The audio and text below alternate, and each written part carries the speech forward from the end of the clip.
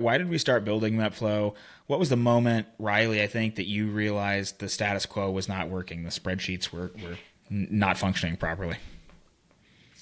I have been running a service company for several years, and I have tried all sorts of different mechanisms, and we just haven't had any success in finding that one solution that could do everything. That seems to be what everybody that I talk to in the industry has said to me, and of course I've been looking myself, and I heard that same notion across the entire country that there's not a solution out there that gives me full visibility and tracks everything and hunts down the leads that I'm following. And so there's just not a solution out there. So I decided it was time to brainstorm a little bit and try to come up with something. And I think you've mentioned how the software that's on the market right now is underserved on the commercial side, especially.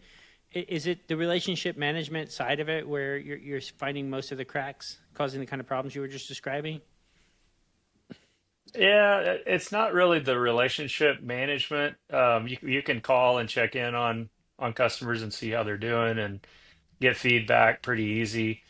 It's just you don't want the customer calling you asking, "Hey, where you at with this? What happened to that part you were supposed to order?" And you don't want that.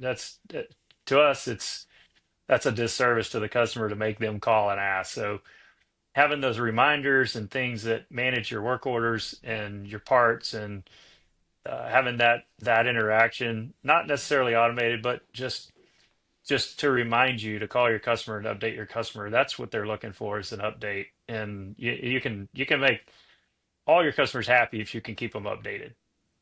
So it's keeping the job moving and the customer up to date on the latest blocks, challenges, and then I guess that blocks have been cleared. It's those kind of that kind of flow that's missing.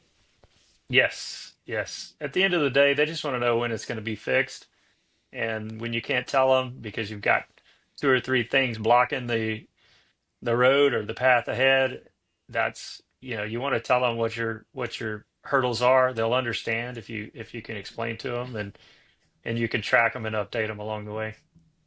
And does the current systems that are in the market? It sounds like you've tried most of them. Do they not do this function well? Do they not do it at all? How far off are they? The thing that I've seen, every software has part of it that's really good and valuable, but when it comes to dispatching, and that's a unique situation on a commercial side. A lot of them will sell you these fancy little gadgets about geo fencing and locating the closest tech and response times and things like that. In the commercial world, it's not. It's more about how do you how do you get information back to the customer?